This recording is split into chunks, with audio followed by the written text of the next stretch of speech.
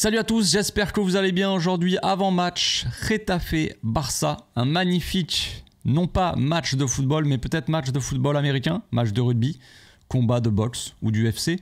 C'est vous qui voyez. Avant-match, c'est parti.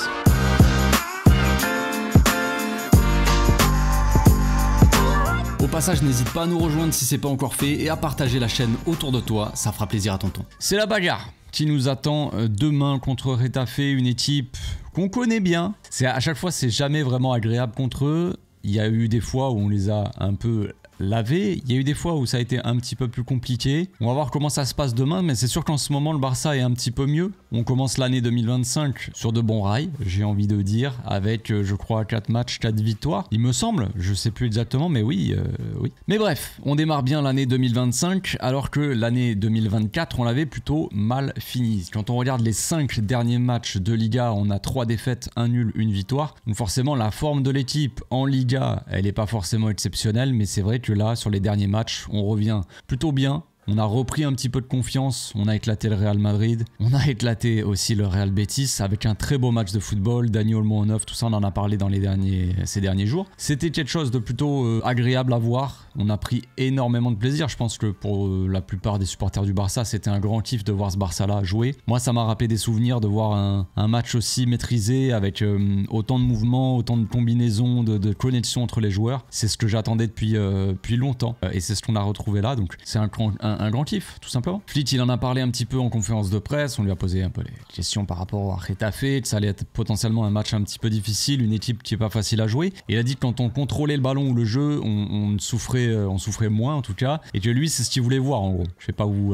refaire toute la conférence de presse, mais il a parlé du fameux contrôle sur le jeu, contrôle du ballon. Exemple, le dernier match contre le Betis, et ça c'est ce qu'il a dit. Il a pris l'exemple du dernier match contre le Betis, il a dit on a contrôlé le match et c'est ça que je veux voir. Donc est-ce qu'il faut s'attendre à revoir un petit peu plus souvent Dani Olmo par exemple en faux neuf, parce que je pense que ça a grandement aidé dans la maîtrise de balle, ça c'est très clair pour moi. C'est le point principal qui a changé avec d'habitude, c'est qu'on a un neuf qui redescend au cœur du jeu, qui est un joueur comme Dani Olmo qui a une certaine qualité technique et qui te permet déjà de jouer vite, de se retourner, jouer vite, de lancer en profondeur. On est revenu sur ça dans l'analyse d'hier, qui te permet d'envoyer en profondeur Rafinha ou Lamine Yamal ou bref, peu importe, mais d'avoir cette qualité-là et cette vitesse d'exécution, cette précision aussi. Et puis ça te permet aussi de garder les ballons et d'avoir peu de pertes de balles et de pouvoir jouer vite aussi. Que le jeu soit assez fluide, parce que quand tu passes par ton point d'appui, ce numéro 9, ce faux 9 en tout cas, t'as peu de déchets techniques. Puis ça va très vite, donc ça fluidifie un peu plus le jeu et tu as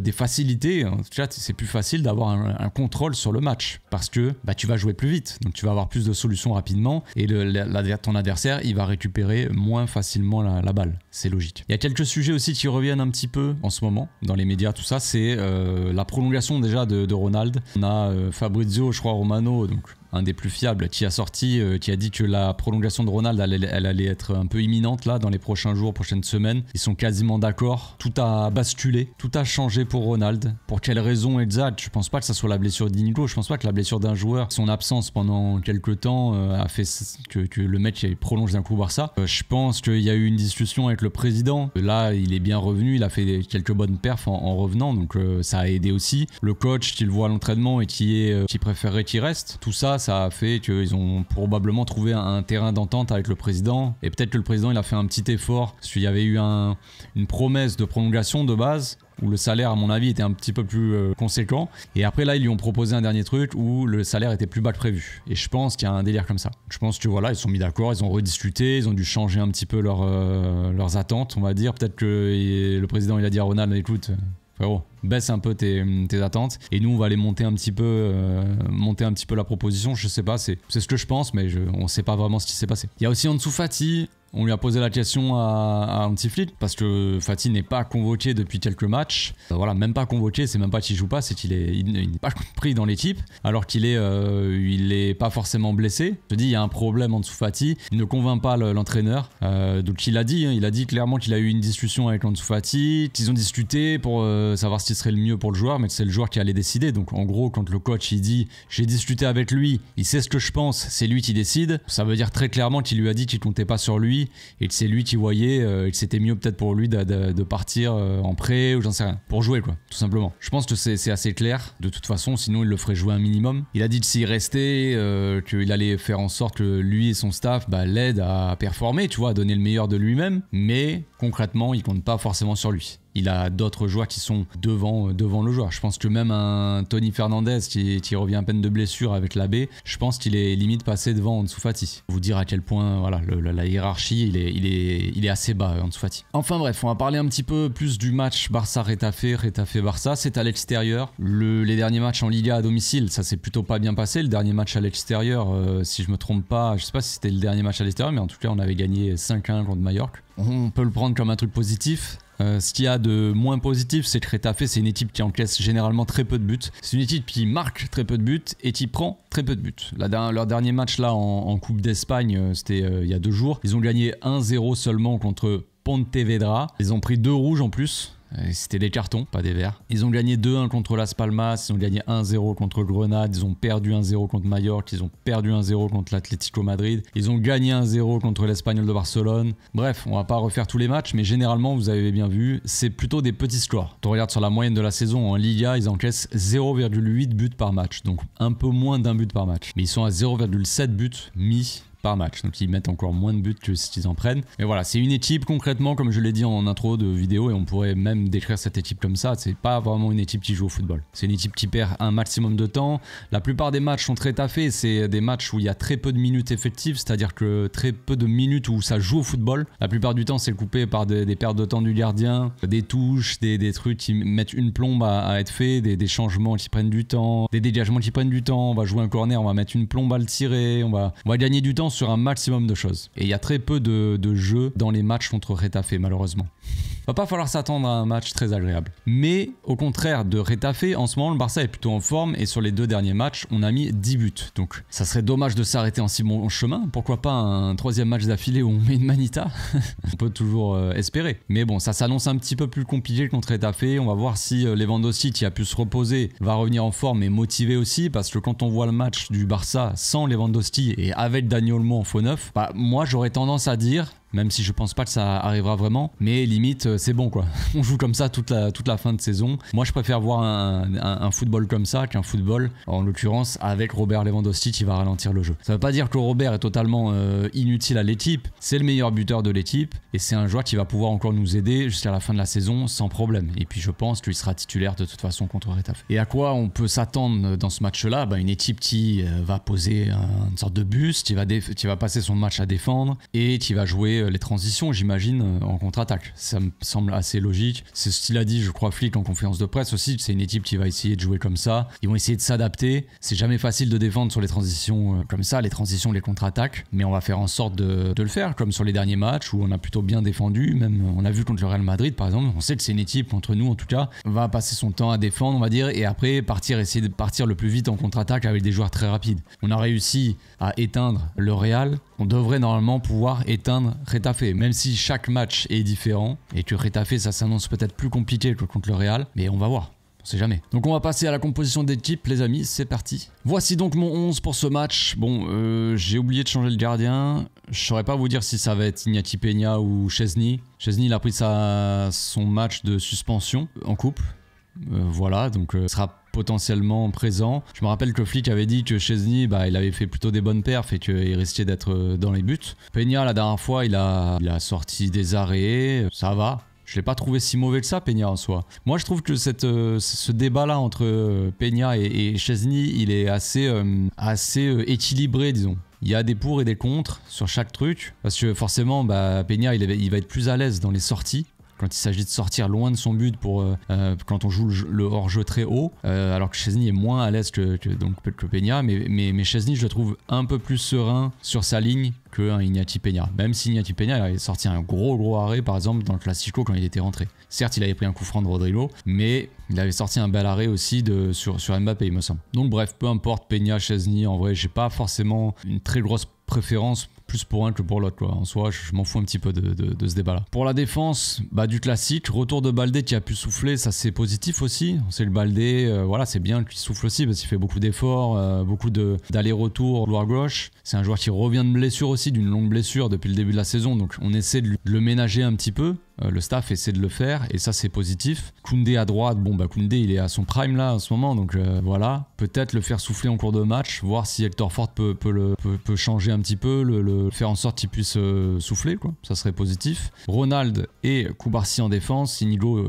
donc blessé pour un petit moment. À voir si Christensen revient aussi, ce serait pas mal qu'il rentre un petit peu, qu'il ait un peu de temps de jeu pour faire souffler potentiellement Koubarsi. Ronald aussi, il y a Eric Garcia qui avait fait souffler Ronald contre le Betis. Donc on sait que Garcia est là aussi. Il a été principalement utilisé en 6 depuis le début de la saison, mais il peut aussi, ça reste un défenseur central, donc on peut s'en servir pour faire souffler un Ronald qui aura une blessure ou un Koubarsi qui a beaucoup joué. On a perdu Inigo, si on perd Koubarsi aussi, ça va être compliqué là. Là les relances, ça va être inexistant, quoi. Au milieu, retour de Casado aussi qui a pu bien se reposer face au Betis, avec Pedri et Diaby. Ça fait beaucoup d'enchaînements pour Pedri et Diaby. Bon, Pedri il est sorti récemment, pas contre le Betis, mais si, contre le Betis, ou pas contre le Real, je sais plus. Bref, mais Pedri et Diaby, généralement ils jouent pas tous les matchs, ils sont assez mis au repos, on va dire. Je crois que Flick il a eu un petit mot pour Pedri aussi, il a dit, on lui a dit Pedri souffle pas, il a dit dites-lui vous, parce que moi je lui dirais pas, un truc dans le genre, c'était une petite vanne ou je sais pas. Mais on a l'impression que Pedri il est tellement indispensable au milieu qu'il enchaîne. Maintenant il faut, pour moi c'est pas un problème que Pedri il enchaîne les matchs, mais c'est juste qu'il faudrait essayer de le ménager et qu'il joue pas 90 minutes tous les 3 jours, quoi, tout simplement. Gavi encore aussi qui enchaîne, mais pareil lui il joue pas tous les matchs entiers, donc pourquoi pas le revoir ici. Un milieu Pedri, Casado, Gavi, on sait que ça fonctionne bien. Lamine, Lewandowski, Rafinha en attaque. Lamine qui revient très bien là, il a sorti un match monumental contre le Betis. Rafinha aussi, Rafinha qui se repose très peu. À voir en cours de match aussi, encore une fois je les mets sur le terrain, mais j'aimerais bien que les joueurs sortent. Bon, Lamine, il est sorti, je crois, contre le Betis, mais j'aimerais bien que Rafinha, de temps en temps, il souffle. Genre, il sorte à la 60e, 70e, un truc comme ça, tu vois, et que Ferran Torres puisse le remplacer, par exemple, ou comme ça, j'en sais rien, peu importe, tu vois. Mais qu'il puisse souffler. Lewandowski, il a pu souffler et se reposer contre le Betis. Il va être en forme, il devrait être en forme, on va voir s'il va sortir un bon match. On aura besoin de lui aussi, on sait que le Retafe ça va être une équipe qui va mettre de l'agressivité et en défense aussi. Donc un Lewandowski qui peut peser sur cette défense, ça pourrait être pas mal, même un but à l'arrache, ou un but de la tête ou un truc comme ça, sur un centre, on sait qu'il est capable. En termes d'animation, on va partir sur un truc, un peu ce qu'on l'a vu contre le Betis. Mais peut-être avec un Lewandowski un petit peu moins faux neuf que Olmo. Mais on sait que Lewandowski il a tendance à revenir chercher le ballon aussi, au final. C'est juste que quand il le fait, c'est forcément beaucoup moins bien fait que quand c'est Olmo. Mais on sait qu'il vient chercher le ballon très bas, parce que des fois on le voit sur la passe map, il est au niveau des milieux de terrain. Donc voilà. Lewandowski joue un peu comme un faux neuf. Baldé qui va prendre le couloir, Rafinha qui va prendre l'axe, on le sait. Lamine et Koundé qui s'échangent un peu. On sait que ça bouge beaucoup. Des fois Lamine il est là, à l'intérieur, Koundé prend le couloir et Gavi vient ici. Ou sinon c'est Lamine qui colle la ligne, Koundé prend l'intérieur et Gavi ici. Ou alors, encore une fois, Gavi ici et Koundé en retrait ici pour apporter un soutien. Donc vraiment, il y a beaucoup d'échanges de positions sur le côté droit, une animation assez sympathique au final qui permet de déstabiliser les adversaires. C'est plutôt agréable et utile, j'ai envie de dire à l'équipe. Une défense comme ça, peut-être un Casado qu'on peut voir un petit peu dans le rôle de Jong qu'on a vu contre le Betis, qui n'hésite pas à redescendre un petit peu plus bas pour aider s'ils défendent en 4-4-2 par exemple, avec 2 attaquants qui pressent nos 2 défenseurs. Au lieu que ça soit un latéral, Koundé par exemple qui reste bas en 3ème centrale, ça peut être le 6 qui redescend un petit peu plus bas que les autres et les 2 centraux s'écartent. Et ça nous permet de sortir un peu le ballon comme ça, avec une sorte de 3-4-3 comme ça. Ça nous permet de faire des triangles dans tous les sens. Regardez les triangles attaque, Koubarsi, Casado, Pedri, Gavi, tout ça. Les triangles en haut, en bas, où vous voulez. Il y a des triangles dans tous les sens. Ça permet de sortir un petit peu plus facilement la balle. Voilà pour mon 11, voilà pour mon avant-match. Je sais pas ce que vous pensez du 11. Bon, voilà, il n'y a pas beaucoup de rotation. Généralement, on sait qu'à l'extérieur, on fait un peu plus de rotation, mais on sait que depuis un certain temps, il n'y a pas énormément de rotation non plus. Là, contre le Betis, on a vu Lewandowski, il a soufflé, Casado et Baldé. Donc, il y a eu 3 vraies rotations. Sur Ronald, il était là parce que, bon, Inigo est blessé, donc dans tous les cas, c'est pas une rotation volontaire. Pas trop le choix. Mais sinon... Bon, mis à part comparé au Classico, il y avait Casado qui est sorti du 11, Baldé et Robert. 3 rotations, là, je pense pas qu'il y ait plus que 3 rotations. à voir. Là j'ai mis les types presque types on va dire, dans le sens où on sait qu'il y a Olmo qui peut jouer aussi, que ça soit le faux neuf ou à la place de Diaby par exemple. Sinon ça reste une équipe, ça reste l'équipe type que j'ai mis. Faut faire attention parce qu'on a joué il y a pas longtemps, 3 jours après ou 4 jours, il y a le match de Ligue des Champions contre Benfica à l'extérieur, c'est mardi il me semble. Il va falloir aussi savoir gérer un petit peu le physique des joueurs, quoi. Concernant le staff, il faut gérer les joueurs, et concernant les joueurs, il faut gérer les matchs. C'est-à-dire que faut rapidement se mettre à l'abri, essayer de contrôler ce match-là sans devoir faire des efforts de fou en fin de match et avoir une fin de match un peu plus tranquille et savoir gérer le score, quoi, tout simplement. On se retrouve demain les amis, 1 heure avant le match en live sur la chaîne YouTube comme d'habitude. D'ici là, portez-vous bien, passez une agréable soirée. Ciao.